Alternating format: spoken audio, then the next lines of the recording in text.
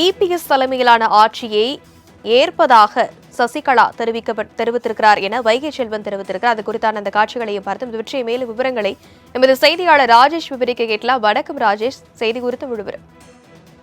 வணக்கம் தனலட்சுமி. அதிமுகவை பொறுத்த வரைக்கும் இந்த ஒருங்கிணைப்பு பணிகள் என்பது தொடர்ச்சியாக நடைபெற்று வருவதாக நாம் ஏற்கனவே நம்முடைய தொலைக்காட்சியில் செய்திகளை வெளியிட்டிருந்தோம்.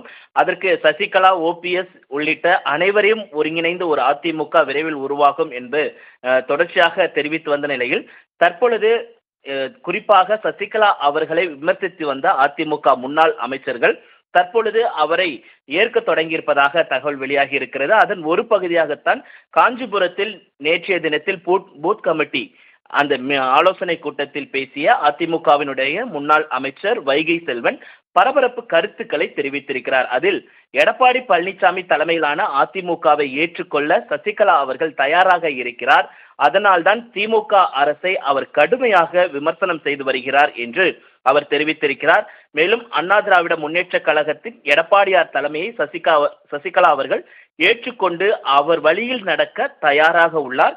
எடப்பாடியார் தலைமையில் அடுத்த ஆட்சி அமைய வேண்டும் என்பதை ஏற்றுக்கொண்ட சசிகலா அவர்கள் அதனால்தான் கடுமையாக திமுகவை சாடி வருகிறார்.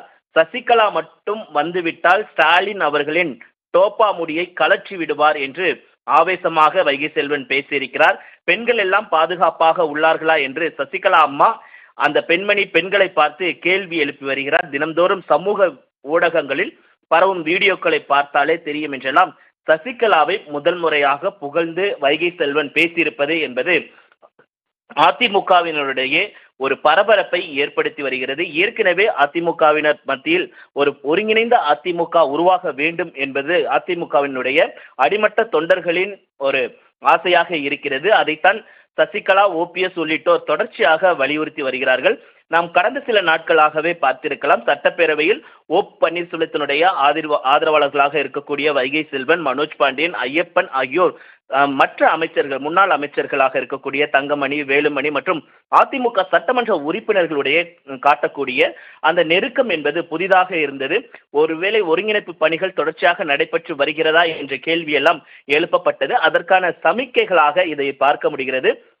ஜூன் மாதத்திற்குள்ளாக ஒரு ஒருங்கிணைந்த அதிமுக உருவாகும் என பன்னீர்செல்வம் மற்றும் சசிகலா ஆகியோர் தெரிவித்து வந்த வண்ணம் இருக்கிறார்கள். அதன் அடிப்படையில் பார்க்கும் பொழுது முன்னாள் அமைச்சர் வைகை செல்வனுடைய இந்த பேச்சு என்பது முக்கியத்துவம் வாய்ந்ததாக பார்க்கப்படுகிறது.